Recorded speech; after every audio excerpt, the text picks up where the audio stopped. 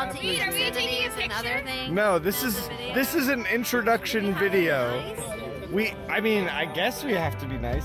This is Heroes Con 2019. We're gonna talk with Kevin Mellon eventually.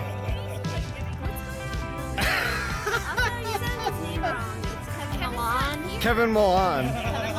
Everyone should know Kevin Mellon of Arch.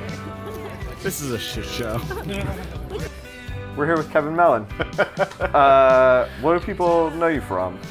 Well, most recently and probably more well known as I work on a TV show called Archer for a company called Floyd County Productions in Atlanta, and we make that cartoon for FXX, and we're airing our 10th season right now. I've been doing storyboards on that for 8 seasons, and then before that, and some kind of, still I moonlight a little bit in comics. My career before that was comics, and I moonlight in comics now. First book was Gearhead with Dennis Hallam, formerly Hopeless.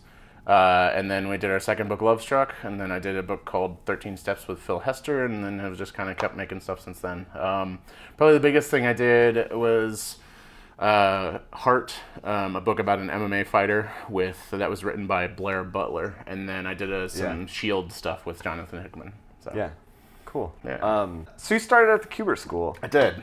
How did you end up at the Kubert School? Why the Kubert School? Mm-hmm. And what do you think you got out of that? Why? I grew up reading comics that had ads for the Kubert School in the back. I grew up, and my dad was a Sergeant Rock fan. Okay. So while he had no idea who or what the fuck a Joe Kubert was, Yeah. I saw this name all the fucking time. It's like I had comics and and had Hawkman stuff, and it's like I don't care about Hawkman, I don't care about Sergeant Rock, but like I love Joe Kubert art. And then as a kid reading comics, you read interviews and people talk about their heroes, and while everyone mentions Joe Kubert, I see Joe Kubert stuff all the time, and I had Tor books, not Tarzan, whatever, Right, yeah. I love those because they're silent. Anyways, so I was in love with that and saw these ads and thought if I had no intention of going to college, but if I ever do, that would be where I would go. Yeah. So I was in bands, and that was the thing. I was going to be a musician, and art was like my when I was 13 through 19, my mental career path was, well, most bands burn out, break up, or are done by 30, 35. So after that, I'll become a comics artist. Right? Yeah. Comics artist was the backup plan. Yes. I continue my hubris right now. So that's the why. That's the And when you were in high school, were you just didn't care about school at all? Were you just all in on counterculture, kind of band stuff? Yeah. Well. Sorry, I keep putting it on my mouth. I have a beard, so I got hair in my lip. Keep that in. Yeah. So high school for me was, as the artist. I was known as the artist. I've been drawing comics since 4th grade. I made, a lot of us, I made stapled. I was drawing my own Teenage Mutant Ninja Turtle fan comics. I wasn't doing that when I was in high school. I was I love comics, and then I would just draw a pinup of Spawn, and I'd be I'm doing everything, and I was just way in the weeds. And then you learned that's still how it works. Yeah, kind of, a little bit for some people. Yeah. So I guess just kind of the life story bit is I always wanted to play guitar, and my parents had their own notion of how that path works. The thing that they didn't understand, and possibly don't understand to this day, I don't really know, is that none of the things I can do are things that you want your kid doing. They understood that, because it's not. It's my parents are that post World War II baby boomer generation of you get a job, you work it, you get the kids, you get the house, you have security. That's what success is. Yeah, and all they understood was that it's really hard to make a living in music, and they thought art was the more sure thing. And I'm like, little do you know. How did they come to that conclusion? I don't really know. I think. If I had to guess, I think because their own ambitions to do other things were squashed. My parents were the same way. I mean, that's me putting words into their life. I have no idea. If I had to guess. My father had his dad like pick all the careers of his children. And my dad didn't want to get into medicine, but was like kind of railroaded by his dad, so that when we got older, my parents were both like, do whatever you want, everything's great, you know, there was like, I wish that I had, I mean, it all worked out, but I wish that I had maybe a little more guardrails, a little more structure, a little more stability. So with mine, like they, trying to think how to word this, not because I can't talk about it, just because I don't know what words to use. I was a latchkey kid. Yeah. So if they had wanted me to have a different life, they should have given me a different life.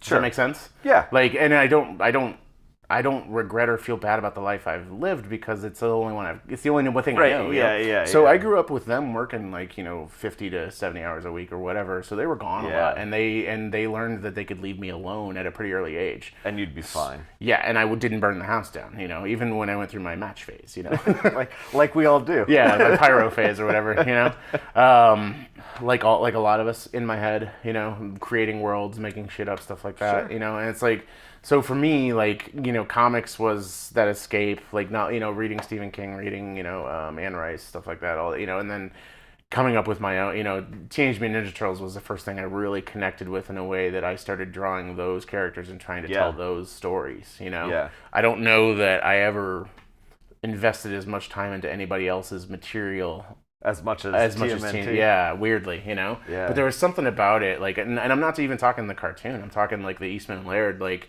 that's the shit I was into. Yeah. Those first like 12 issues, like the stuff that the movie's based on, like the last 4 issues of the, where they go up to the farm, like those issues, like still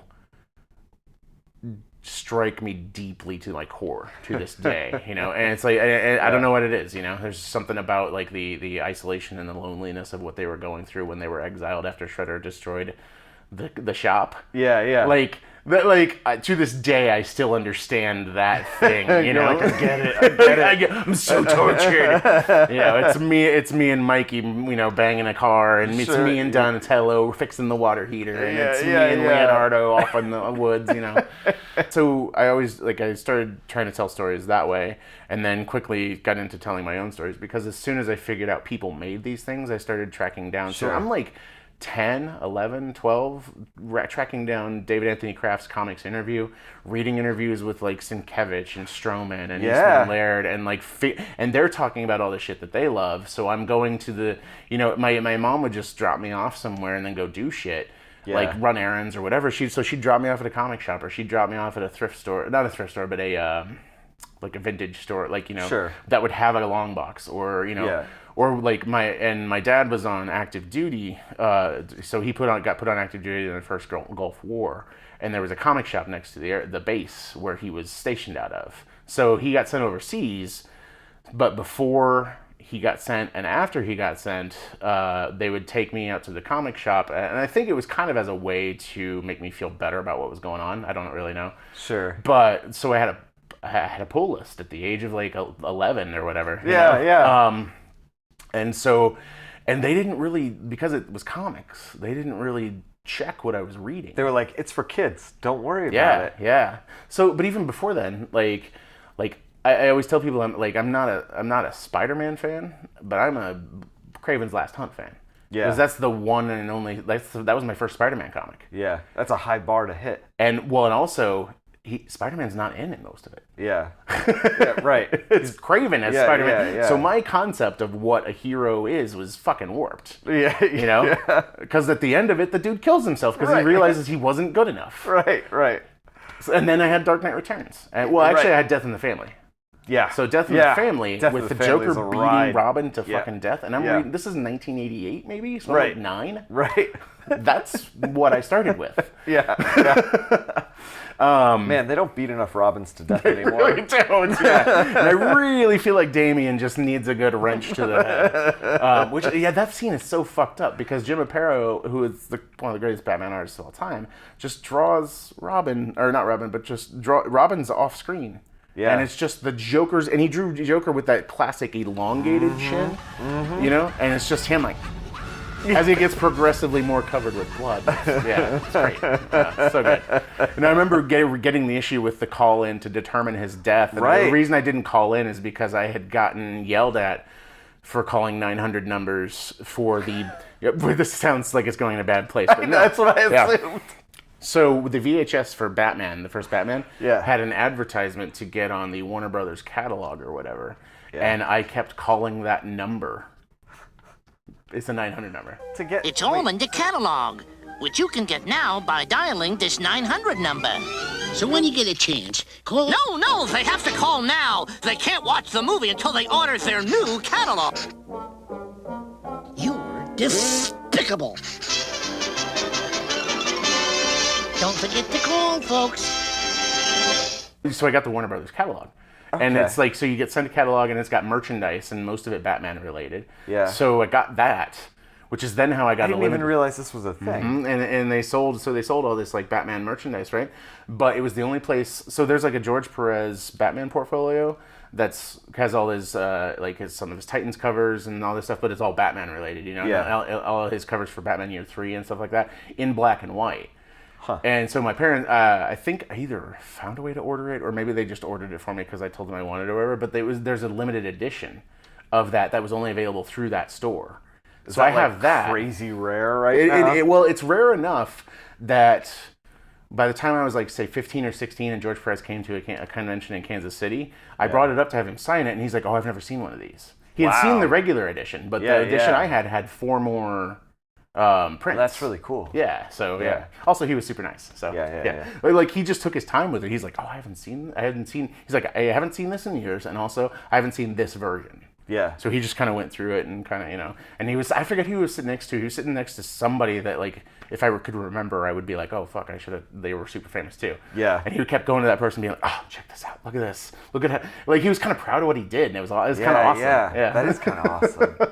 Anyways, so I've meandered so much, by the way. So, what made you be like, okay, Kubert School, I'm gonna do it? So it was. So I was in and out of bands, and. Not in and out of bands. I was in I was basically in 2. I was in a Christian rock band from the time I was like 13 to like 16. Yeah. And then I was writing my own stuff, playing and trying to get my own band going. And then the Christian rock band dissolved. And then... Were you like going to church and stuff? Yeah, I was raised in the church. Yeah. Oh, I didn't know that. Yeah, when the rock band dissolved, I basically the youth minister dissolved because it was through a church. Yeah. So the youth minister ended the band. Yeah. Saying that God led him to this decision. Yeah, right. Oh, which I was already questioning my faith anyways. Yeah. Which that made me go. And then you're like, there can't be a God because this is the only thing keeping me here. Right. It's not the only thing that... The divine Lord reached down and was like, Kevin, fuck your band. Yeah. Yeah. And so, living in my parents' basement, trying to figure that shit out, and the band breaks up and I had no intention, I graduated high school early. With the intention of just I'm just gonna do the band thing. I work my shitty now you pizza have all job. This time and and I basically and I had dipped out of comics for a couple years. Yeah. I did what most people do in their 30s in my teens. I read comics voraciously, had hundreds of thousands, whatever, and then stopped buying for a few years. And then when I'm 17, 18. Trying to figure out what I'm going to do with my life, and I'm like, well, I'll go to school. I don't want to go to a normal school. Yeah. Because I don't want to. I went and visited all my friends in their colleges, and I'm like, I don't like this life. Yeah. This doesn't make sense to me. Now I realize if there's anything to skip ahead for a second, if there's one thing I would really change is that I should have had a regular school experience. Yeah. Because the Kubert School is not normal. And not in a bad way, but so anyways, I'll get to. We'll get to why it's not normal in a second. But so that whole, I was like. Well, my parents were like, we would like you to go to college. That's what they always wanted. They wanted me to go to college. And I'm like, well, if I go to college, I did the thing that I always do. If you want me to do something, it's going to be on my terms. Sure. So you get what you want. Sure. But it's done. And so I showed them the Kubert School. And we went there, toured it. I applied and got in. And then we went and toured it just to make sure that, and my parents were like, what the fuck is this place? Okay. I had a similar experience when I toured it and decided not to go there. Yeah. What year did you tour it? 99, I think I did. It's my first year. Yeah, you were probably in there in the house. Yeah. I lived in the house the first year. And then the second year I lived. I checked out the house. Yeah. Yeah. It should. It made sense to me. For anyone who doesn't know, Yeah. describe what there's a the thing house there. is. So the Kubert School student living quarters is mostly for first-year students, and it's in a mansion. And the mansion itself is where the Kubert School started. It was in the late 70s when Joe started the school. That was the school.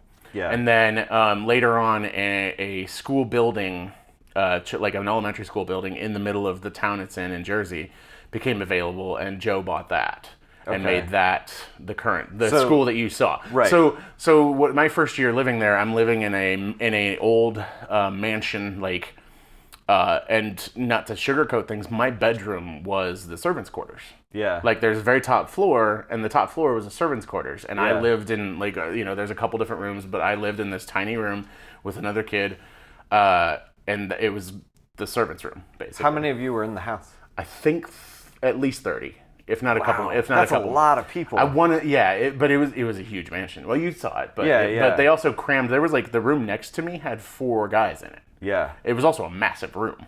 Yeah, but yeah. it had 1 bed, 2 bed, 3 bed, 4. Yeah, And yeah. then there was another room like that. There's a couple. There's like, I'd say 2 rooms that you could fit.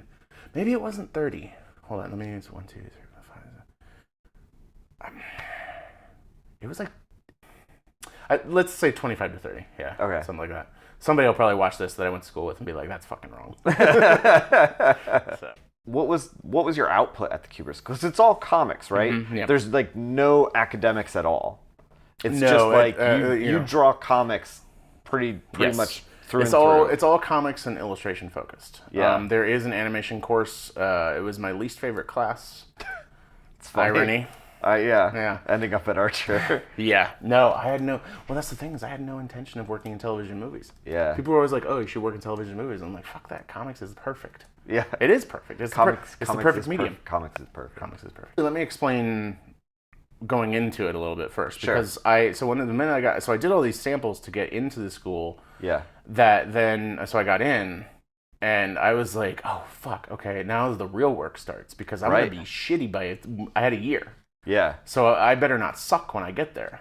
Yeah. Because my whole thing was That's, man, you're looking at, I was looking at school entirely different. Yeah. I was like, I'm terrible. Like, I'm gonna do all their work, like, as they set it up, and then I'll be fine when I exit. I wasn't thinking about, like, how to get my chops up. I was thinking, because I was like, this is the best of the best. This is the Yeah. churn, you know? Yeah, Like, yeah.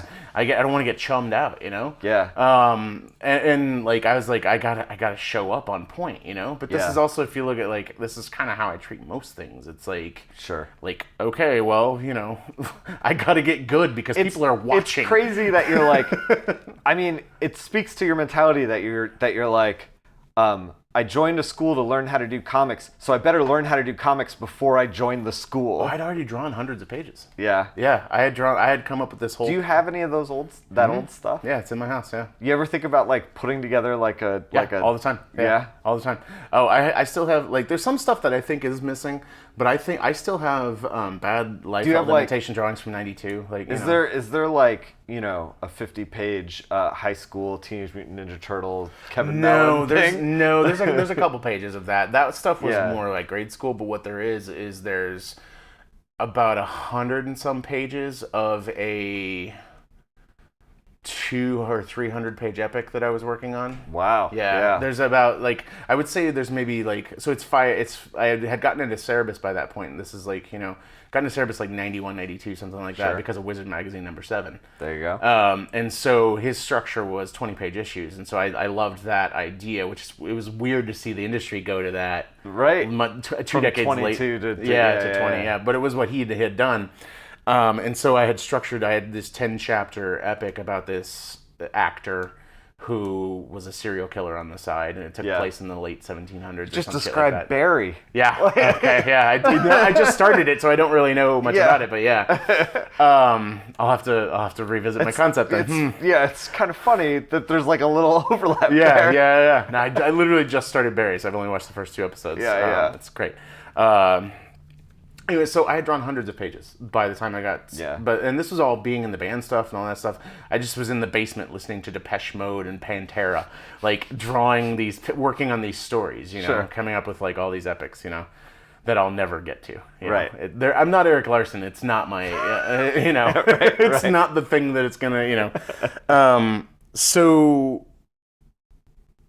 But I spent the year before going to Hubert School just doing pages and pages and pages. Like, and I worked in warehouses too. Yeah. Like, I had to save up money to live off of. So I was working overnights in a warehouse and then just drawing pages in the 4 to 6 hours of the day that I could eke out, and just trying and studying a lot, like breaking apart. And so I was doing all the stuff that, like, if someone had told me just do this for another 2 years. And you'll be fine. Right, but I don't know that I would have listened. So, because the reason I went there, to get to the real why, is I looked at the path of spending 5 years working warehouse jobs, or, you know, whatever, and slowly getting better, versus paying a couple grand, I mean, you know, more than a couple, obviously, and getting better faster. Right. And so, because really what I didn't know was I didn't know how to work. Yeah. What I know now is I was already working. You're right. I was going to say, it sounds like you know how to work. No, well, that's the thing though, is like I had this thing in my head of what the work was. Yeah. And I wasn't there yet. Yeah. You know? So, yeah, and so so the why, and it's the thing I still tell people today, is I didn't go to learn how to draw. Getting better at drawing was incidental. Right. I learned how to work. Yeah. And so that was me. Me going to Hubert School was, this is my job. Yeah. Like, and getting to what the days are like. It's 5 days a week, 2 classes a day, 10 classes a week, 10 deadlines. Yeah. They aren't always every week, but there are some weeks because the teachers don't always coordinate. And they intentionally don't always coordinate because they want it to be structured like freelance life. It's comics. It's comics. It's illustration. It's, Yeah. It's also TV. So I was going to ask you, Yeah. Gearhead was your first book, and that you didn't color that. No, that was colored by a Russian named Alexei, who I have no idea what has happened to him since. Yeah. But we've- have you colored everything else that you've put in print that is in color? No. So a lot of my first work for hire was colored by other people, which is why I color myself now. Yeah. Because when you're low rung on the totem pole, you're also getting colored by low rung on the totem pole. That's a big And it's that's a no big offense problem. to the people who have colored me, but No, it is yeah. a problem. It's also one of those things where, getting back to my work ethic, if it's gonna suck, I don't want anyone else to blame. Right. I Sure. Sure. There's a human tendency where if you can blame someone else, you will. Yeah. I hate that about myself. Yeah. You know what I mean? And it's not saying that everybody does that or whatever, but I do it too. right? Everybody does it. Everybody does. I especially do it when I'm like stressed out about a project. Yeah. Like, and it's not going the way I want it to Yes, go. yeah. And I haven't slept a whole lot, which is often happening with comics. And then it's like, why doesn't this person just do what I want? You know, like. Yeah. When it's a control freak thing. Like, even if it's bad, I want it to be bad because I made it bad. Yeah. You know, like it's also a I don't know how much this applies to other parts of the country, but it's a Midwestern blue collar. Like, you know, I am responsible for the things with my name on it. Yeah. You know. Sure. But the other part of it is I take all the blame, I give away all the credit.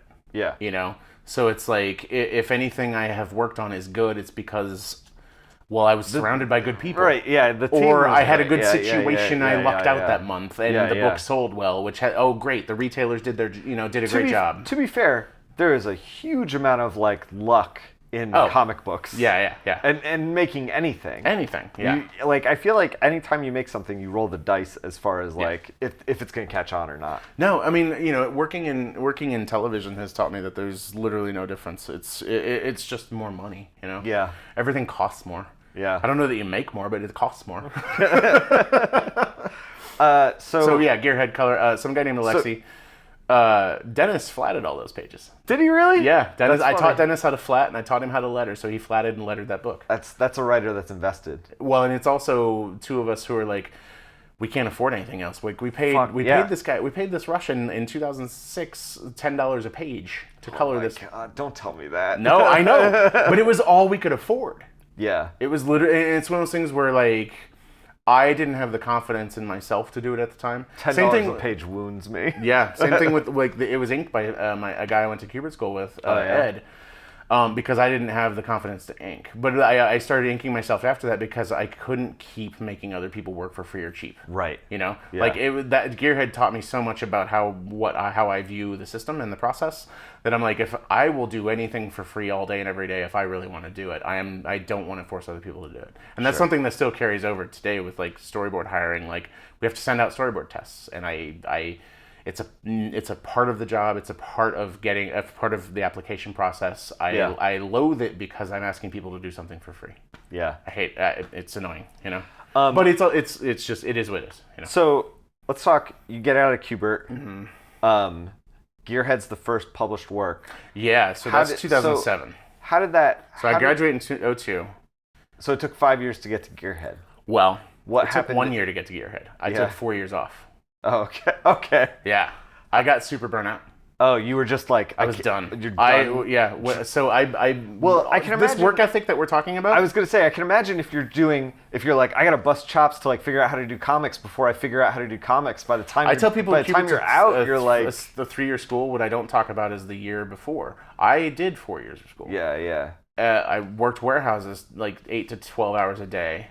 Drew comic pages at like at least 2 to 3 pages a week on top of that, plus illustrations and So in the sketching 4 years that you were at a Qbert, were you just back at the warehouse? Some. Actually, no. I worked the warehouses during summers to make enough money to live off of. Yeah. While during the school year, that last year, I just was so burnt out by the time I was done that like I didn't want When I left, I was like, "Fuck this place, fuck everything," and it has nothing to do with the school. It's me. It was me. Like I hear the same thing from Qbert School graduates that like Qbert School like really works you into the ground. It does, but I that's don't not think the school's fault. Like I also don't think that is not representative of like how comics works. Like that's what I mean. Like the school is what comics is. Yeah, right. Yeah. Exactly. Yeah. Like when I got out of SCAD, I was like, man, Qbert School really worked people into the ground. A lot of people got burnt out. I was like, that sucks really bad. I was like, I'm glad I went to SCAD. And then like once I got into the comics grind, I was like, oh. Yeah. It clicked that it was like, oh, they were really prepping you. Well, the two things that I did wrong, and I wouldn't change because it's who I am and where I'm at. But the two things I did wrong as I allowed myself to get burnt out. Yeah. I didn't listen to anyone who said take breaks. I didn't listen to anyone who said this isn't the real world. Right. And by saying it's not the real world, I mean it's not. You have a life with your wife. Yeah. That is not comics. Yeah. I don't do that. I'm bad at that. Yeah. You know, like dating for me is really hard because it's not the job. Right. You know, right. I date and whatever, but it's like shit doesn't last because I and yeah. So I to be fair, I had a major problem with that through my 20s. Yeah. Like I'm 40 and it's still a problem. Right. So yeah. I basically like I went through my 20s like that. Like I would go on a date with a girl, really have a good time, and I'd be like, I'm gonna call her, and then like 6 deadlines later, it's been a month and a half, and then I'm like, oh, I should call her, and then I'm like, oh, the moment passed. Yeah. No, that's exactly It's the story of my life to this day. Yeah. You know, even working in the studio, working all the freelance stuff I do, shooting all that's still the same thing, you know. Sure. So the 4 years between, so I left, like my best friend Joe, who was bassist in all the bands I was in. Yeah. He and I had a part of the reason, you know, I went to the school is he and I had a falling out, and that was like Mick Jagger and Keith Richards like breaking up. You know what I mean? Yeah. Like we were the band. Like whether there's all the singers and drummers, whatever, like everything. The core of what made the band, what made us work musically was us. And so when we had a falling out, like the music didn't work, and I didn't know how to make music. And then I did, but I didn't know how to make that music. You know? Right, the music that you wanted to make. Yeah, because, you know, and to this day, even though I'm still making all this music, I make all this stuff by myself. I have no problem admitting it's missing him. Yeah. You know, because he, you know, it's like when you have, it's like he's my musical brother, Dennis is my comics brother, you know? Yeah. Like, the comics I do without Dennis will always be missing Dennis. You know, and that's you know that's just what it is. And like, okay, you know. So, but anyway, so the 4 years, like I went home, immediately got back. He and I had been sending tapes back and forth of like, I had a double tape deck, so I could play the riffs he sent me and record riffs over them by plugging my guitar into the stereo somehow. And so, right? And so I would overdub my parts and then mail them back to him. And we just did this for a year. And then, so when I got back to Kansas City, we immediately started another band. Yeah. And I went to work as a bouncer in a bar. And I did that for a couple of years. Were you doing any drawing at all? Very little. Very, very little. I was so burnt out that I didn't want to fucking do anything. And then I would say around 2004, when the first Hellboy movie came out, I was starting to kind of ease back into doing stuff. I had come up with a couple story ideas. I was drawing pages. And was there a book that you read in that time that kind of hooked you back into comics? Or was it just like... I didn't stop buying, because during that time, the one and only time I've really hardcore read DC Comics was 2002 to 2004 or 5. Yeah.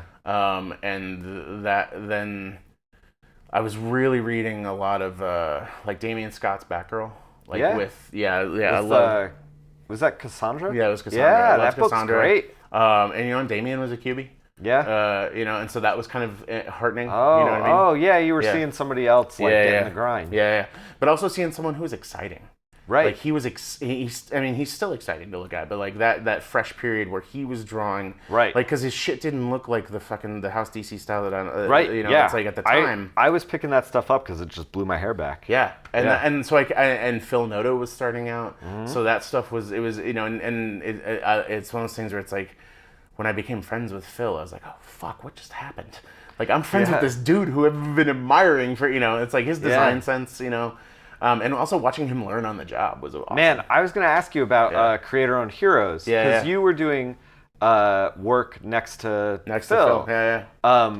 Was that like a mind fuck for you? A little bit, but it was also one of those things where Steve and I had become such, we're distance in time, like, I need to be a better friend to him, because we just kind of drifted, and not drift apart in a bad way, but just, life takes you different places, but he and I had become so close that, like, it didn't really register, Yeah. But I fucking So you were just like, I'm making comics with my buddies. It wasn't... Yeah, a little bit, because, like, I know that... The being in the same book as Phil, though, that's how we got to know each other. Okay. Because we had maybe met before then or something like that. But we started kind of talking, and Phil's such a sweetheart. Yeah. Because I know that, like, when I got, my first Marvel gig, when I got my first DC gig, when it started to be like, it started to feel real, and that there was like expectations to hit, I get in my own head and I kind of like panic. Yeah. And I know that, like, if I was, at a point in my career where they were like, hey, we're going to put your story next to Phil Noto's story, I would just be like, oh my God, what am I going to do? Especially right now, because he's churning out gold all the time. Yeah.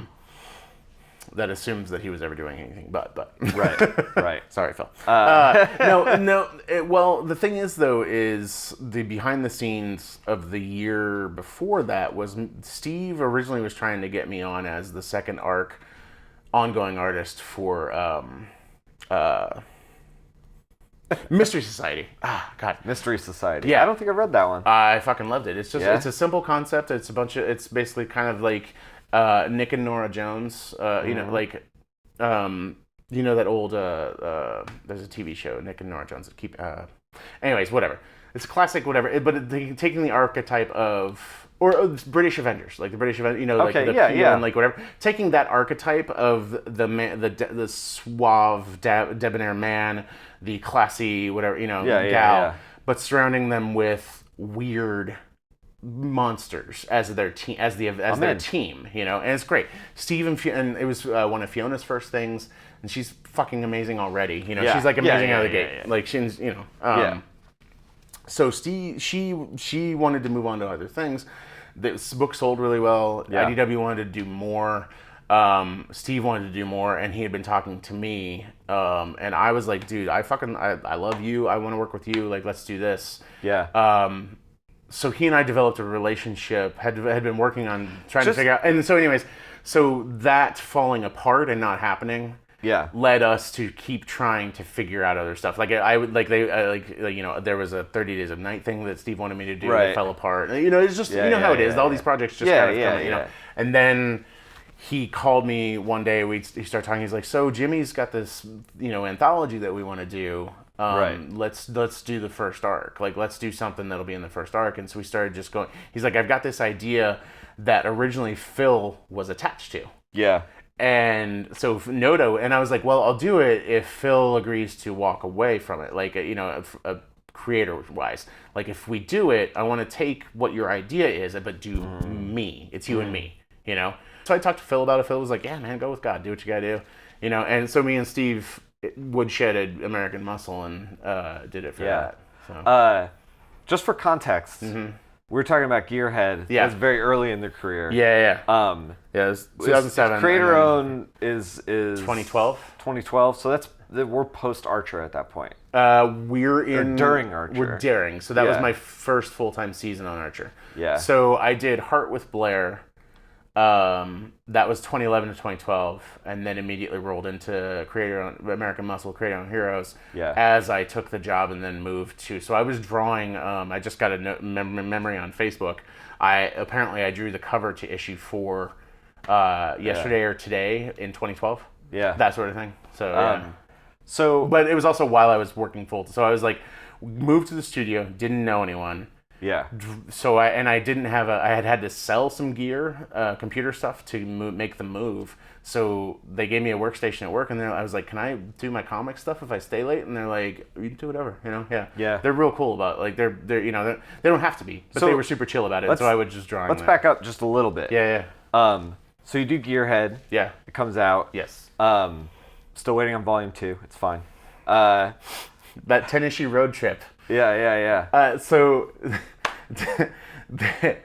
I don't remember the exact wording. Like, if you ever talk to Dennis, he can probably fucking explain this way better than me. But like, we in all of the promotional material stuff that we did and all the interviews we did, like it's volume 1. It's a 10 or 12 issue when story. When you read it, it's like it's 4 issues, and it's like you can see that this is the beginning. Yeah. And then I was like, oh, we're just done now? Yeah. I was like, oh, shit. There's so many reasons. But there's so many reasons it's done. The biggest reason it's comics. done. Yeah, it is. Well, no. The thing is we could have done more. Yeah. But that concept, that book, that thing exists. It's a business card. It was never meant to be. Like, we were afraid of making that the thing, like our Freebird. Yeah. Okay. We didn't want that. We didn't, especially like, and that. Were you like shying away from being successful? wait, well, I'm trying to understand. No, like, that's a me thing. Yeah. Because probably, and in all honesty, probably. Yeah. Were you like, I'm afraid to be known for the work that I'm doing, so let's panic and just do something else? No, we were afraid to be pigeonholed. Okay. But that not realize it, and you'd have to talk to him. But that seems like a little crazy. Like, forgive me for saying, but that feels like a little crazy to me because, like, you look at the themes in Gearhead, and it's like post-apocalyptic cars, superheroes that like are bullshit, like, and it's like a straight line through all the other stuff you've been creating, For you to be like, we're afraid to be pigeonholed, to being like, this is my wheelhouse. Like, how do you put those two ideas together? Well, Dr. Filardi. Honestly, is that like a conscious thing, or is this just like you being more comfortable in what you do as you figure it out? Like, have you ever thought about this? No. That's what I'm doing right now, is processing that. That's an interesting way to put it. And honestly, that's it's true? Question mark? I had someone a couple of years ago who was talking to me about a bunch of work stuff, and they were like, so are you actively sabotaging success? And I think so. Yeah. And then I don't say that with any, there's no emotional value to that. Right. Because the emotion is already... I've already sabotaged myself enough times, and I can't speak for my collaborators at all. I think they want nothing but the best for themselves and me. Sure. I think that whatever is in me that is broken Yeah. that's what it does. You know what I mean? Sure. So, and I'm very aware of that. Yeah.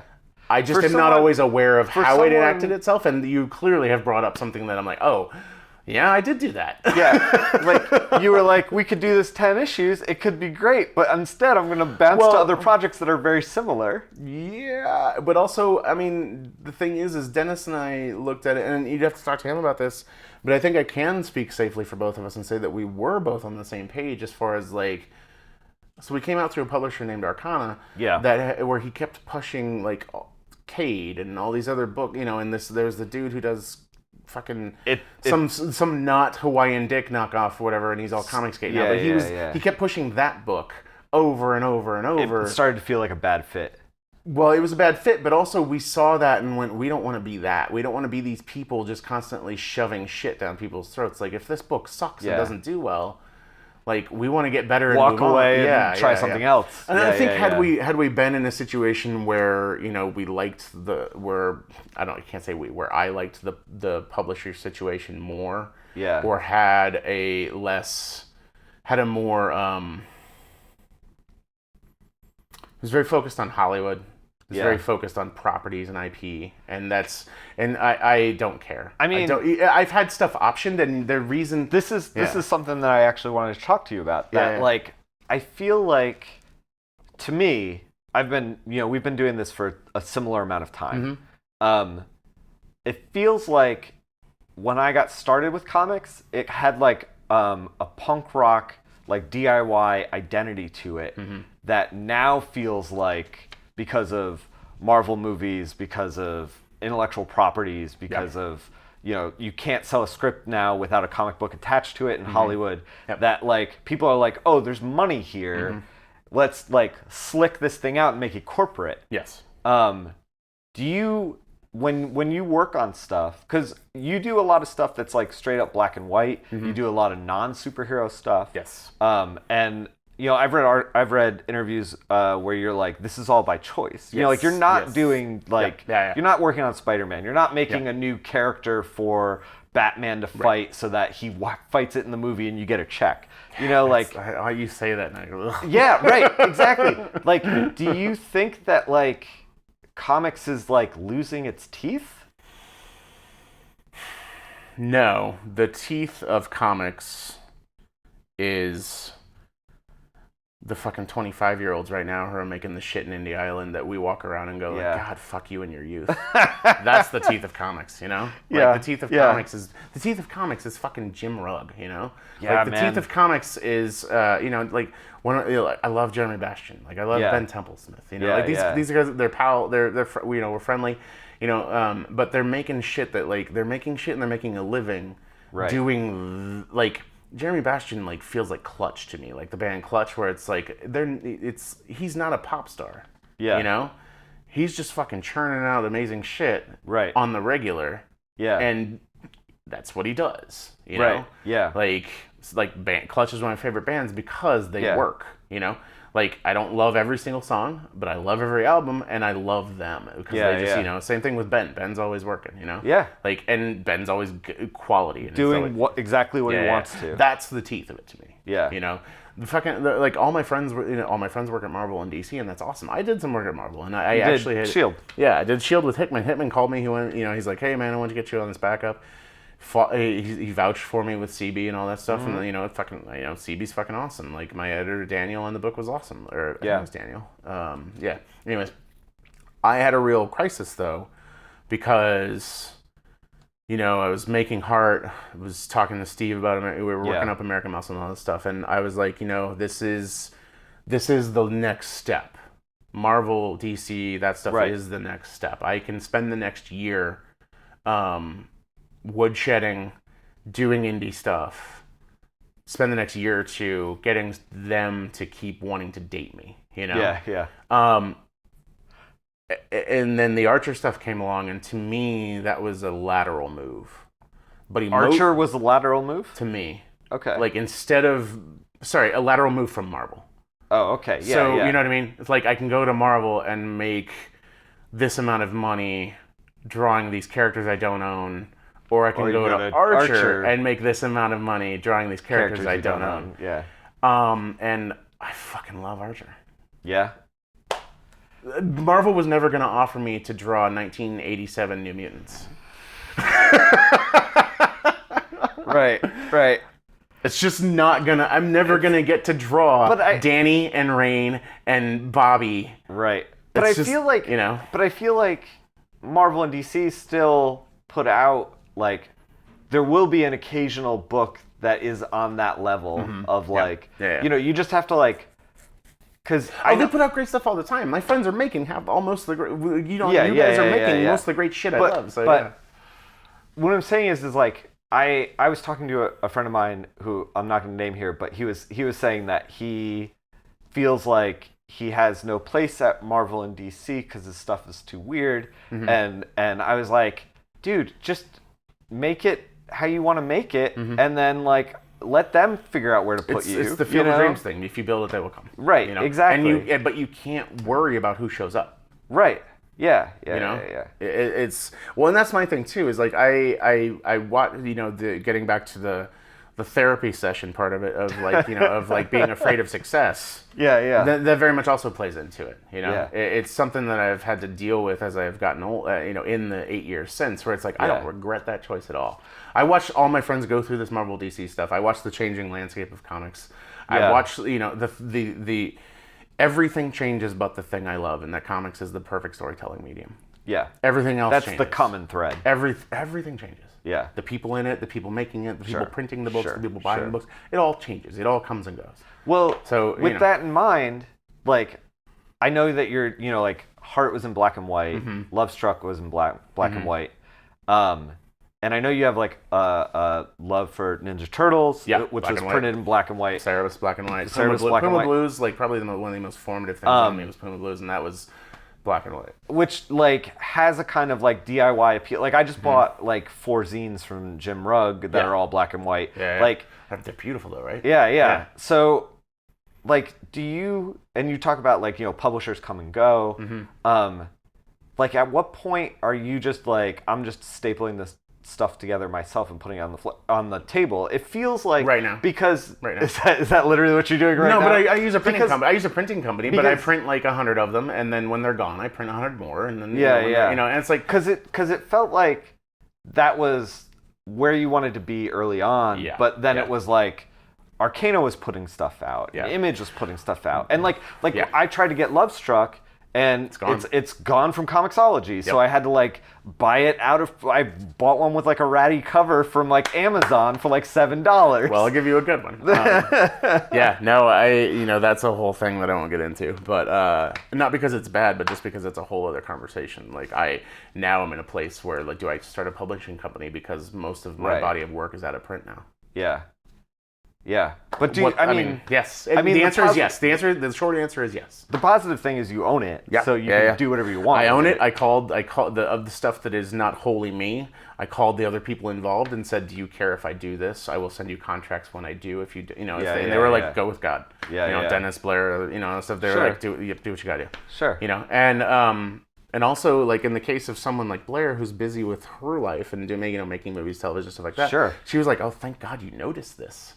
Because none of us read contracts very well. And I only got called out on it from someone else pointing it out. And I was like, and I went back through the email and I'm like, I missed this completely. Like that, like, and it's not Image's fault. Like I had no idea. So Image, like 2 of the 3 things I've done at Image, I don't even know if Creator on Heroes is still out there. I have no idea. It is. Okay, there you go. Yeah. But that's because Gearhead that's Jimmy. And Creator on both popped up. Yeah. Jimmy's running it. That's why. Yeah, it's because Jimmy's running it. Yeah. You know, and thank God for Jimmy, you know. Well, and the thing is like our deal with Arcana is technically up. I just haven't pulled it from him. Yeah. I don't know if I will, you know. Sure. He could stop. He could pull it at any time. Sure. But yeah, our contract ran out with him years ago. Anyway, so the black and white thing.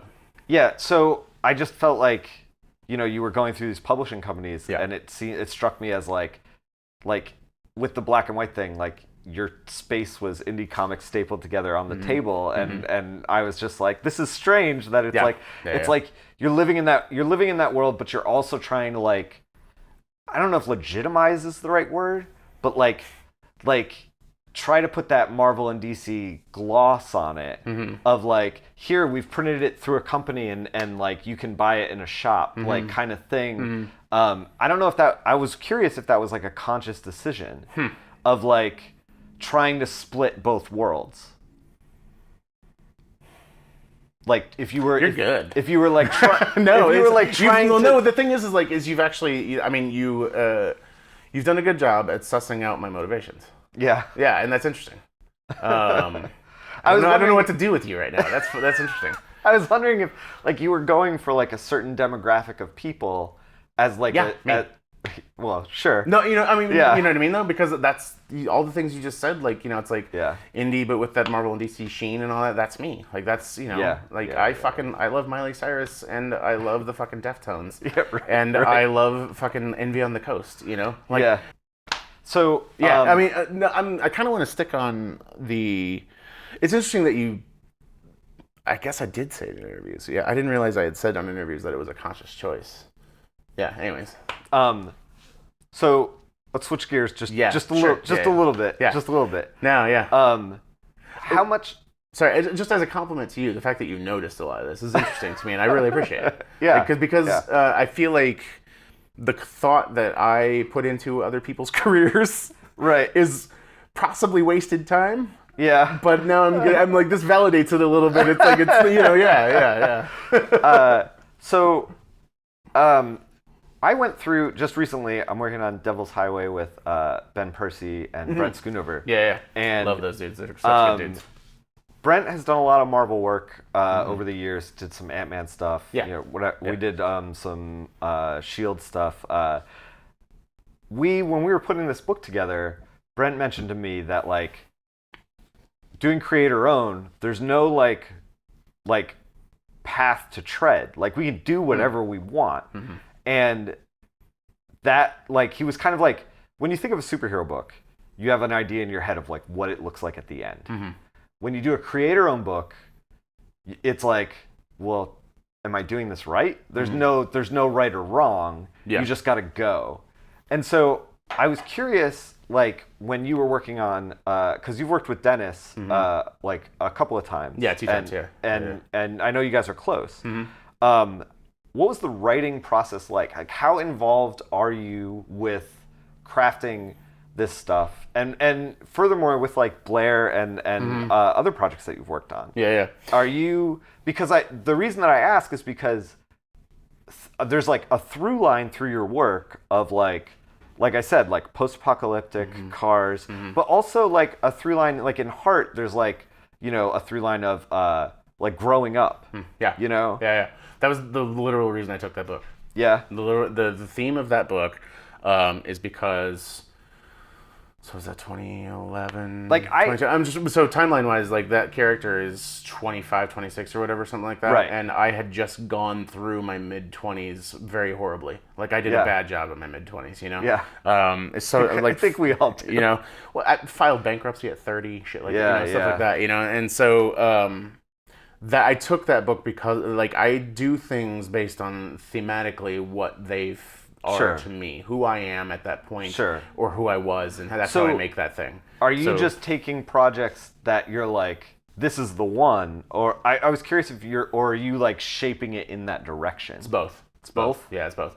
Like Gearhead came out of, Dennis and I met, he worked at a comic shop, and the owner of the comic shop I had known for a while, and like Dennis started working there, and he was like, oh, hey, Dennis is a writer, you should read his script, and because found out later, apparently Dennis had brought the script in for the comic shop owner to read, and then the comic shop owner just proceeded to hand it to me.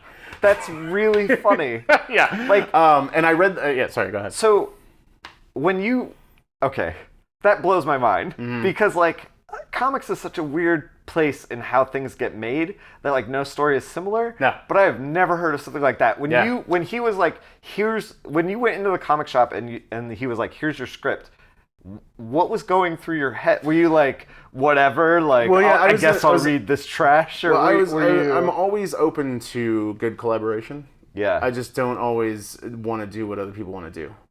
You know what I mean? I know that's a weird way to put it. But I'll read anything, like less so now just because I don't have time. Yeah. But at the time, I was in a place where I was super frustrated with all the stuff I was writing. I'm not a slow typer. I'm a slow writer. Yeah. You know, like it just takes the ideas a while, and it's literally, I realize now as I've gotten older that it's not because I'm a slow writer. It's because I don't write every day. Yeah. So that's all. And I didn't know that then. If I were to go back and flick past me, I'd be like, fucking just do it every day. Like treat it like working out and jerking off. Do it every day. Yeah. So anyways, he was, I looked at it as, well, first off, I had to determine if he was any good or not. So he gave me a script, and I loved the script, but I told him, I'm like, I don't want to do it, but I love it. You know, it's great. It later ended up, genesis of some of those ideas ended up as Lovestruck. Oh, really? Yeah. But he had to shape Lovestruck into something that I wanted to do. Yeah. You know, and so so he never gave up. And we actually, through the course of, like, we just spent a year coming up with all these different concepts and coming up with pitch pages, and we woodshedded them. We would talk stuff out. And he would write a lot of stuff that we didn't talk about. He would write a lot of stuff that we did, or I would ask for, can you focus on this or whatever, you know? Like we have probably like 10 other things that we've never done. But we, like there's still stuff now that, like, I could actually take my original pitch to him and do a completely different book, and we could still do that other book. You know, because that was the process. Was I would come to him with, like, either a cool title and a catchy hook, or I'd come to him with, like, and then he would pound that into something. Like the last project we were pitching that we never got off the ground, I pitched him a weird take on Clockwork Orange. Yeah. But it then became, because we were so obsessed with Veronica Mars, it became something else. You know what I mean? Like I pitched him this one thing, and then he latched onto the bits of that he could then mold into. Sure, and so by the time it became nothing like what I pitched him, I didn't care, because it was and that was the process. Yeah. Like Lovestruck started as something I didn't want to do, and then it became something that I was so emotionally invested in, it became hard to do. Yeah. So yeah. Lovestruck's really great, by the way. Thank you. It's probably emotionally the hardest thing I've ever had to do. Yeah. Because I am every one of those characters. Yeah. And it is so representative of the shit that I put myself through in my 20s. Sure. You know? And it's so representative of the shit that you do to yourself as a person. You know? Yeah. Is there any book where you feel like there's like a moment where you were like, this is like, out of all the stuff that you've done, out of all the creator-owned work, and I know that you're proud of probably all of it for different reasons. Is there one that, like, just like you were like, this moment, like, just worked? I don't know. That's tough. Yes. Weirdly. There's stuff in all of it that I can say that about, but there's a thing that weirdly pops into my head every once in a while. My favorite, like, we haven't talked about me working with Phil Hester on 13 Steps, because I'm bad at talking about it, but that's one of the ones I haven't read. So okay. Yeah. I'll ship you a trade. Yeah. There's I love Phil. And that was my second book, and I delayed Lovestruck even further by taking that book on, and stuff like that. But I got to work with my hero, you know. Yeah. Phil, when I was 12, and he was new, but hot on the scene and stuff like that, tore the cover off his sketchbook, gave me his brush pen, told me what paper to buy, told me how to do this, gave me comics. That's awesome. Like he. Like I tell people this all the time. Like, he taught me what it is to be in comics. You know, there's like you do that for people. You do these things. You give. You pull people up. Yeah. You throw the ladder down behind you. It's like I said. I take all the blame. I give away. You give away all the credit. Yeah. You know. Phil's one of those guys that, like, just you can just feel the love of comics. Like like we've been doing this for about 15 years, and there's been a lot of people who, like, start doing comics, get a little famous, like, just do covers, like, and you can tell that they're in it for, like, this is their job, and they're just like, how do I make the most money, and then, like, move on with my life. Like, with Phil, one of the things I really love about Phil is that, like, dude just, like, loves comics. Like, you can just feel, you're like, this dude's a lifer. He's going to be doing this till he's 80, you know? Yeah. And thankfully he's survived to do it till he's 80. Yeah, thankfully. Yeah. Oh, and that's the thing that there's that thing that is part of like what I love about him so much is that he loves even the worst comics. I don't. Yeah. I am very really? Yeah, I don't love bad comics. I love a lot of comics that are bad. I love bad comics. Right, but that's the thing though is that but I love everything. But I will say this though.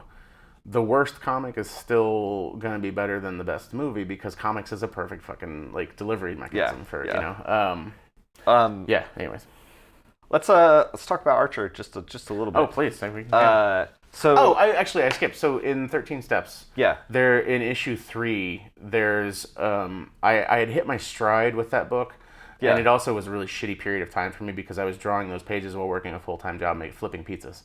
Yeah. So I would work 8 to 10 hours making pizzas, come home and have to draw a page, and all the issues were oversized. I was getting paid nothing, you know. I mean, I got paid like a pittance, but you know, it's whatever. I wanted the gig. I wanted the book to come out. Yeah. And it starts off shaky with issue 1 and then ends shaky on issue 5 just because of what my life was at that time. Sure. But issue 3 I got right. Yeah, you know what I mean? Yeah. But I didn't just get, and it's one of those things. It's not good. It's not good. I'm not sitting here telling you I did it. It's good. Right. And what I'm saying is like you look back and you're like, I can look at those pages. That moment. Yeah, I can look at those pages and be like, I made the script better. Not because the script wasn't bad, but you always every level of production. Yes, every level of production has to plus one it. You know. Yeah. That's something I learned learn a lot from Neil working on Archer. Like it's like you gotta it's either the same or you plus one it. You always hope the plus one lands. You know? Right. And with that issue, I think I nailed a lot of acting that was hard for me. Yeah. I nailed a lot of action, and I nailed a lot of like page design that was really hard for me. Yeah. And I'm not saying these things hold up. I can't speak for that. But what I can say is that like at the time it was you in the zone. Yeah, very much so. Yeah. Cool. And I can look back at that and say, of a year in my life, year or two in my life that was emotionally very difficult, that the work shined through. You know what I mean? Yeah. So I don't have anything else to show from that year or so other than that, Let's talk about Archer real quick. Yeah. So you got, as far as I know, you got Archer via Twitter. Yes. What year was this, and how did this happen? 2011.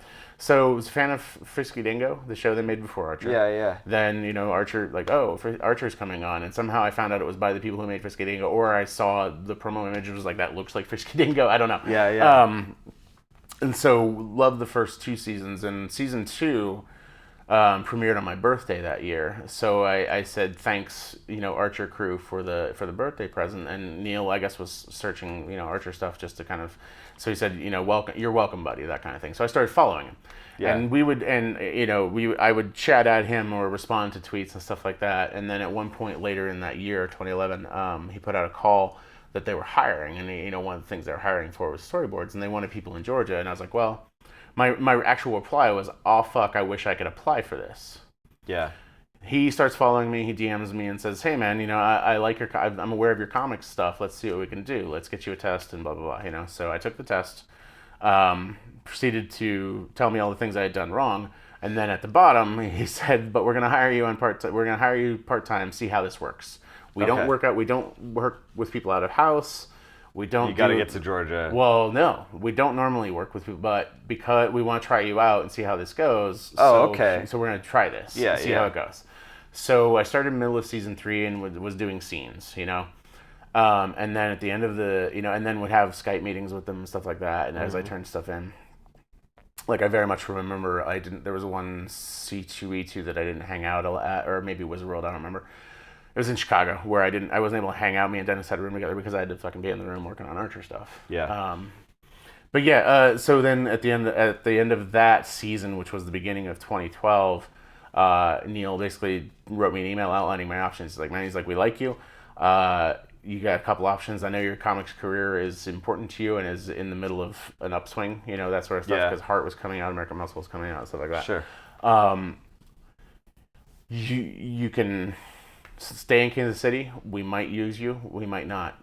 Or you can move down here and you got a spot. And I thought about it real hard, and I weighed again, going back to to me, it looked like a lateral move. Yeah. Of like, grind up the Marvel DC pipeline, go do this thing that seems really fucking fun. Yeah. That, like, I loved the scripts, I loved the show, like being a part of making the thing that I was a huge fan of. Yeah. And I'm not a huge fan of a lot of shit, Sure. Like, 10 seasons later, the show is not the show I fell in love with, and I still fucking love it. Yeah. But yeah, so that's how I do gotta say that to Archer's credit, like, the versatility that it has to like just like be like, we're a secret agent show, and then it's like, nah, we're not. I feel like that's a good way to keep interest. It at the very least, it keeps the writer interest. And I think it definitely keeps me interested, because every script is a problem to solve. Every episode has multiple things, and like, I don't know how to do this. Yeah. And comics is the same way. Every issue has problems to solve. Every issue has something that you've never done before. Yeah. And you just kind of keep adding that to your repertoire until until 10 years in, you're like, why did I think that was so hard? Oh, because when I didn't know shit, it was really fucking hard. Really hard. Yeah. I was actually looking at some color portfolios this weekend, and I was like, this isn't working for you, but don't worry about it. Just keep trying to do it, and it'll eventually click. Yeah. Like, it's not. It's getting back to like the work ethic stuff, because we'll discount what he became, but I learned so much from reading the back of Cerebus, like what Dave Sim talking about, like. He talked about studying under Gene Day, who died super young or whatever, but Gene Day would tell him, he's master of Kung Fu and all, Gene Day would be like, or I guess Dave has an anecdote about like, like he kept redrawing the same hand. And he's like, why doesn't this fucking look like a hand? And Gene Day came over and was like, it's a Dave Sim hand. What are you talking about? What are you worried about? That sort of stuff. And I'm reading that at the age of 12, and that stuff still applies. Oh, man. Like, I work next to a 25-year-old kid who blows all of us out of the water. Yeah. But I just sit there and go like, that's him. That's not me. Yeah, right. I'm starting to draw a little bit more, and I've kind of realized that like I might never draw like a perfect hand, but if I create an environment where the hand looks like it fits, that's all that matters. Yeah. There was also something that years ago when Fraction lived in Kansas City, he had a party at his house, and I was there kind of listening to him talk about some stuff with some people, like, trying to talk to him, and nowhere near on that dude's level. He's insane. Like, he's great. He's smart, Yeah, he is a smart dude. But he was talking about, I don't remember who the artist was now. Maybe it was Otomo or somebody like that, but it was, how they would draw the hands and like the head, hands, feet, and then connect the body after that. You know? And how that blew him away. And at the time, I didn't think that was a big thing. I'm like, why would this fucking blow? Why is that impressive to you? I get it now, and I don't know if this is what he intended, but with the thing that I understand now is it's the confidence of what you see in your mind. And then letting the dots. You need to do so many pages and so many figures before you can be like, oh, just this. Yeah. It's like watching watching a masterwork. Yeah. And it's somebody I've gotten to know since he moved to Atlanta is Dan Fraga, and he does all these drawings where he's just free drawing like that, right? Where he's connecting all these parts, and it's watching him do that, and and looking at working in a studio with 150 other people, you see dozens of different ways of doing the same thing, and it just lets you know, like, it both is confidence breaking and building. Yeah. I was going to ask you. You decide to go full time. You pack up and go to Atlanta. What was it like? How did you feel in like the first day that you were there? I honestly don't remember, but I would guess. You don't remember like first day in the office, like sitting down with? Well, so first day in the office, they were on hiatus. Oh, okay. So they had a bare bones staff doing special projects. Oh, okay. And then so I came in, and they immediately put me on one of them, not storyboarding, doing other stuff. Yeah. Like I designed a couple guns and stuff like that, just stuff that, and it wasn't even stuff related to archery or anything like that. It was just kind of freelance stuff that they take. Like, they try to keep everyone employed. Yeah. And so if they have to put some people on hiatus, they do, but otherwise they get in little jobs to just kind of keep you. And so, Sure. and I had blown all my money getting down there, so Right. I needed cash, and so it was like, yeah, so I went right. You're like, I'll draw all the guns. Yeah, I went to work doing that, and and they were, a month before I moved down there, I had flown down and stayed with Neil, and he took me around town, and then I lucked into a place to live. You had kind of an ease in, like between doing it remotely and then this, it was kind of an ease into and I had kind of thing. all these Skype calls with Neil and Chad, the art directors, right. So, and then Neil was good, like invited me to his house for parties and stuff like that, and I moved in with a friend of his, and so she included me in a lot of stuff. Yeah. So there was it was. The thing is though is I am kind of good in situations like that. Yeah. Like I growing up an insular, shy kid, but then learning how to be on stage and learn and plus the bands I was in after, like that, I was making albums, but I was in a band with 3 other introverts.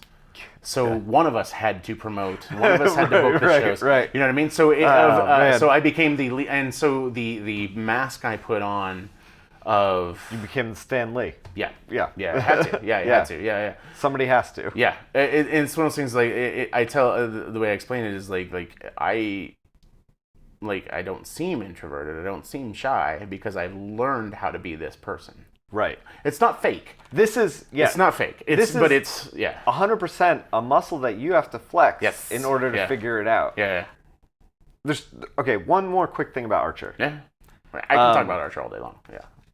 What's the kind of the flow? Because I know that like with a season, you're like on, and then there's a time when you like kind of like peak work, and then like you were saying, there's like an off season. Yeah.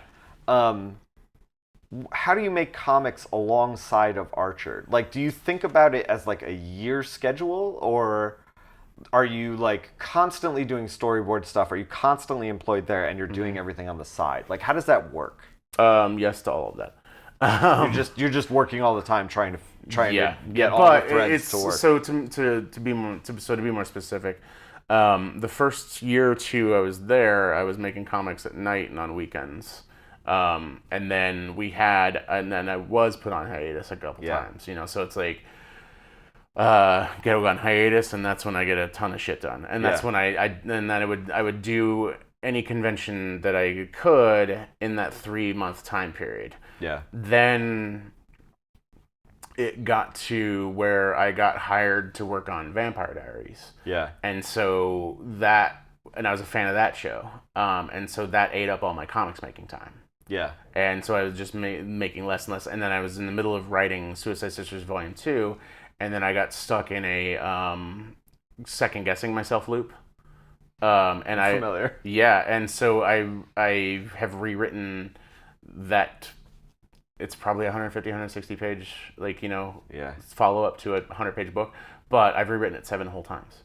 Yeah. Not including each issue has its own multiple drafts, but the whole thing has been rewritten 7 times. Yeah. And I need to fucking start it because the last one came out in 2013. But that's the reason though is I allowed this other work to take over that time and that thought process rather than just powering through. Right. So, and then at the same time, the job started saying, hey, we know you can go do other things. We don't want you to. So we'll keep you busy. Just show up. Okay. They're very nice. They're very fortunate. They don't have to do that. They don't do that. They don't do that for everyone. But also, storyboards is one of the hardest jobs to fill. Storyboards and character design. Super hard to find the level of people that we need on a regular basis. Wow, I didn't realize that. Yeah.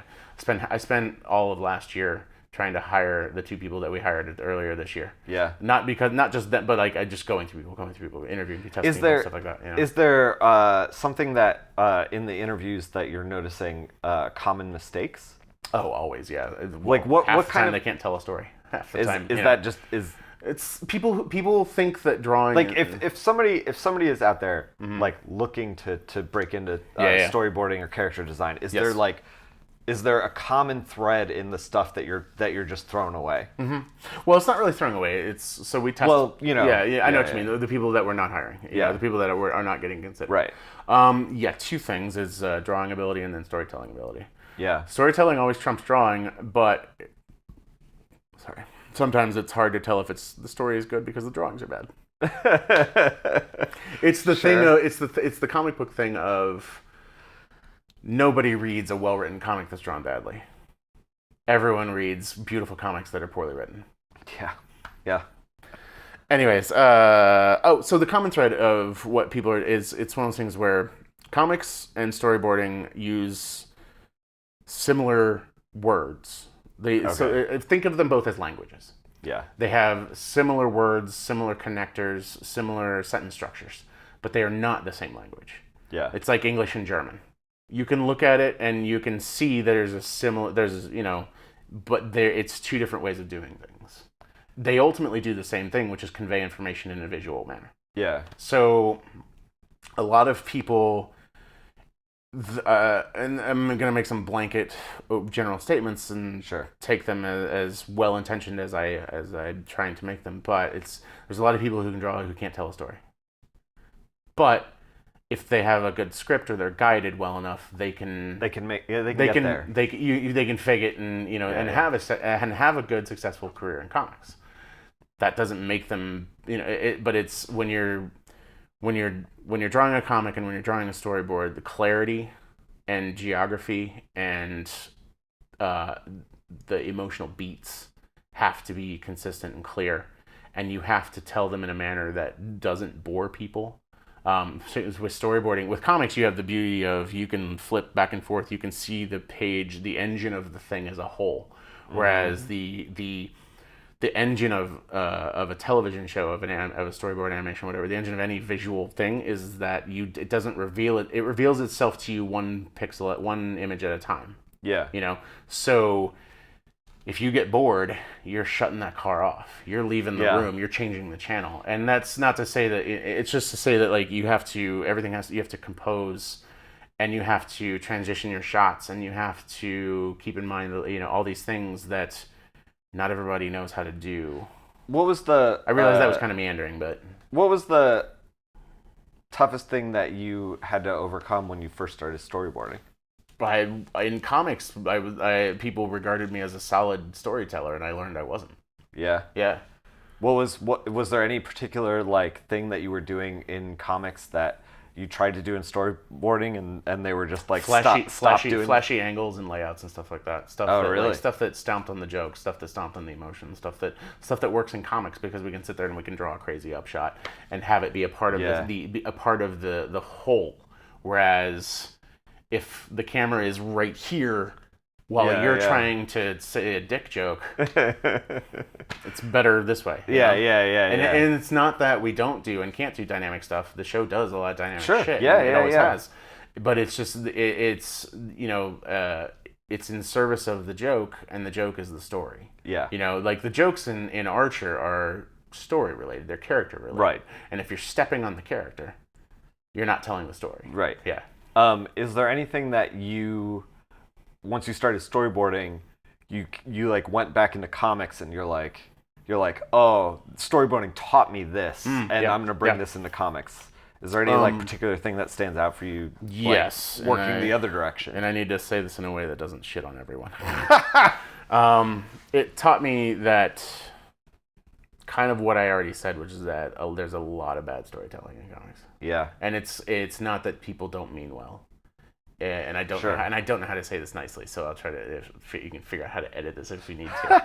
I don't mind. I also don't mind saying it. Like it's something I said before. But if we're talking about craft in generality, it's okay. So most people who make comics, were trained by comics. Sure. Most people who make television were trained by life, by television, by comics, by books, by and stuff like that. And it's not, and that's such a blanket, vague bullshit statement. But it's one of those things where people in comics, and I'm the same way. You grow up reading comics. You want to draw comics, so you draw from comics. Okay. Rather than, Yeah. And it's a mentality that's super easy to get into, and I've done it, and I'll do it again. I'm sure. I'll fuck up and whatever. But the thing that I noticed was, getting back to one of my favorite writers, Chris McQuarrie, he's done the last couple of Mission Impossibles and stuff like that. He has a thing he talks about clarity and geography, and it works both from a story, from a character standpoint, from the the comic standpoint, story standpoint, and it works from a viewer standpoint. So it's like, where's the character in the scene, both physically and whatever, in relation to where they at in relation to the other characters, where are they at emotionally in relation to the other characters, clarity and geography, where are they at in relation to, where's this scene in relation to the rest of the story? So I read a lot of bad comics, and one of the things that drives me nuts is when I'm reading a comic and I get like 6 pages in with no backgrounds, and I'm just like, I don't know what's happening. Like, where are they? What is going on? Well, where are they? And not just that, but where are they? And then because a lot of people in comics don't try to maintain the 180 rule.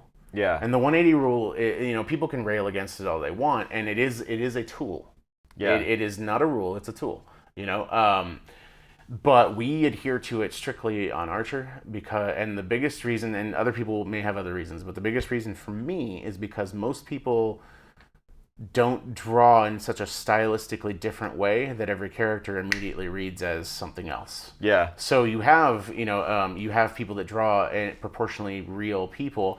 So when you're the camera's back here, who the fuck am I looking at? Yeah. You know, who is this? So when you're flip-flopping where they're at all the time. One of the things that I feel like is part of a colorist's job is to inject that clarity into similar drawings. Yeah, which is unfortunate that you have to do that. Well, but it is. But Archer necessary. has a similar problem because Cyril OTS without the glasses, Archer OTS, OTS means over the shoulder, but like, you know, they're very similar, you know, and they're about the same height, especially if you have them in suits, you know. Right. So it's like yeah. Plus, our line style tends to lend to flattening if you're not careful. Yeah. So yeah, clarity and geography. And it's like, I use the Macquarie thing just as a way to say that simply, but I learned the thing that I've brought back is to be more careful and well-intentioned with the scenes I'm setting and how the characters move in and around it, and to better, if I'm going to flip someone, try to have it be because that's the only way it can be, and have it be to do the work to get that character over to where they need to flip, you know what I mean? Rather than just willy-nilly. Everyone's like, whoever speaks first is on the left. That's such a fucking, I hate that. Every time someone uses that as I'm like, fuck you, you're not trying. You can tell I'm mad about it. I can tell. Yeah, no, it's because they're not fucking trying. It's really annoying. It's really frustrating. Like, they're not sitting there and they're doing the little bit of extra mental work of like sketching 5 other versions, stick figure form, with the word balloon, trying to make that work in a way. And if you can't make it work, it's not your fault. It just means, okay, this is the option. Like, if whoever speaks first, you know, but it's worth exploring the other options. Yes, and a lot of people don't.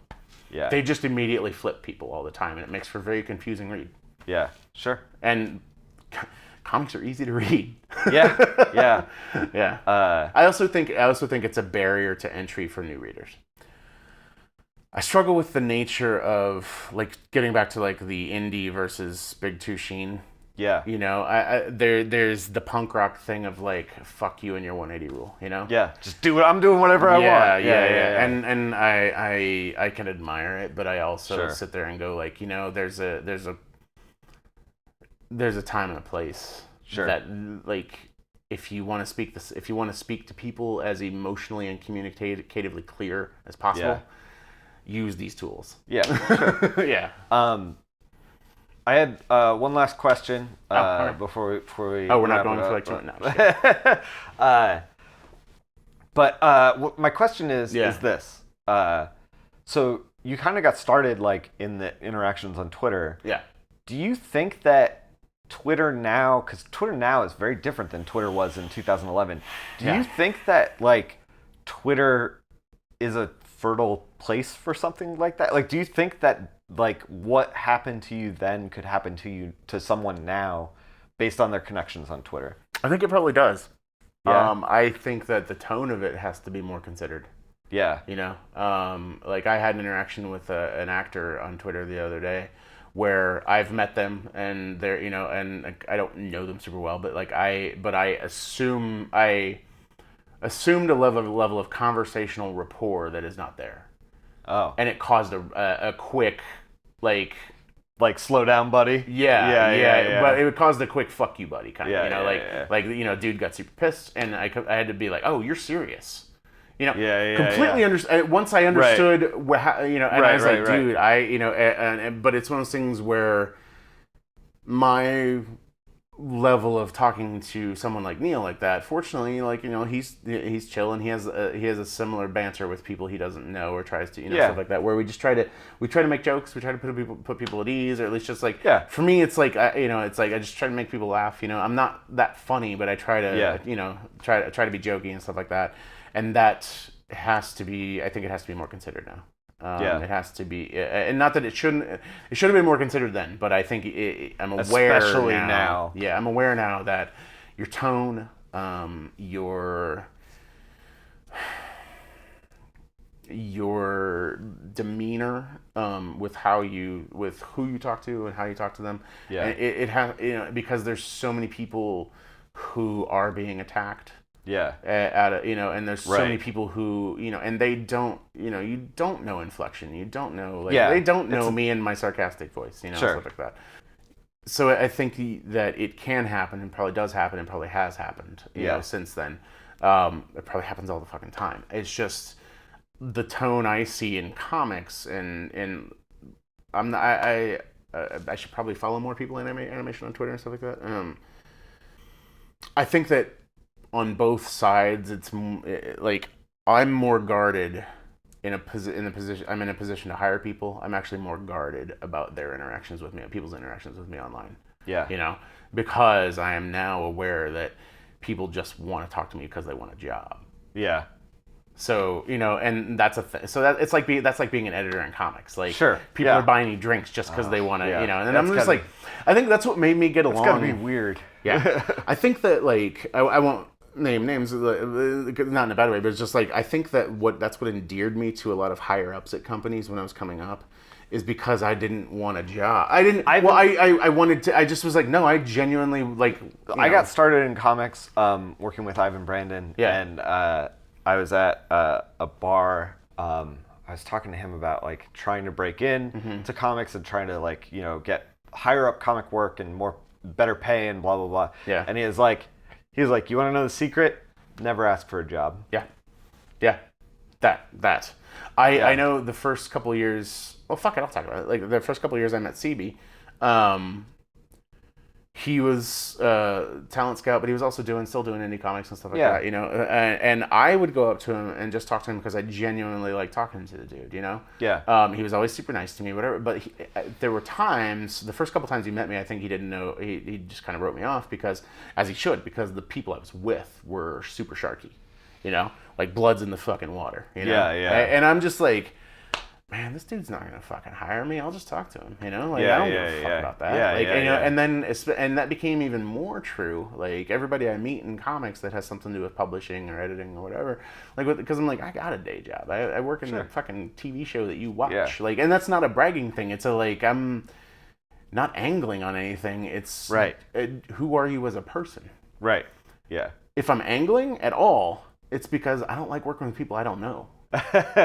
So if there's ever a possibility of us doing something, we got to get to know each other. Yeah. It's everything to me goes back to being in a band.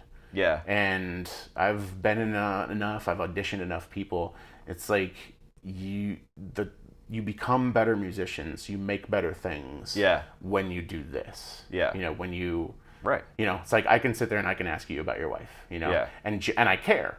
Yeah. And that's a thing that a lot of people don't realize about their interactions online and all this other stuff is like, it's the undercurrent of I just want a job is constantly. You got to be careful. Be careful. Sure. So, both sides have to be careful. Unfortunately, it's dating. Yeah. Is there anything you want to talk about that we didn't get to talk about? Oh, I'll talk about. I don't know. Yeah. Is there anything? I'm sure there's probably tons of tangents that we probably could have. Yeah. No, I mean, honestly though, it's nice. You give me some stuff to think about because, like, I constantly go through these phases where I'm like kind of like reevaluating like my relationship with my choices.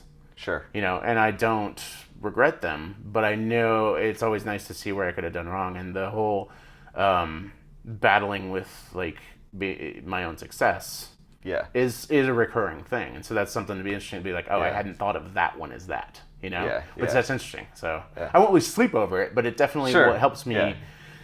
contextualize some things. Okay. Does that make sense? Yeah. So that's nice. Thank you for that. Yeah, no problem. So, and nothing else you want to talk about? All right. I don't think so. Yeah. Where can people find you? I am kevinmellon.rocks. I got a dot rocks. You got a dot rocks. Yeah, it's also kevinmellon.com. At kmellon on Instagram and Twitter. Now that I know that dot rocks is a thing, I'm gonna open Nick Phil's Geodes dot rocks. Look for it. That's good. Cool, man. Yeah. Well, Yeah. I like thanks this for one. doing this. Thank you.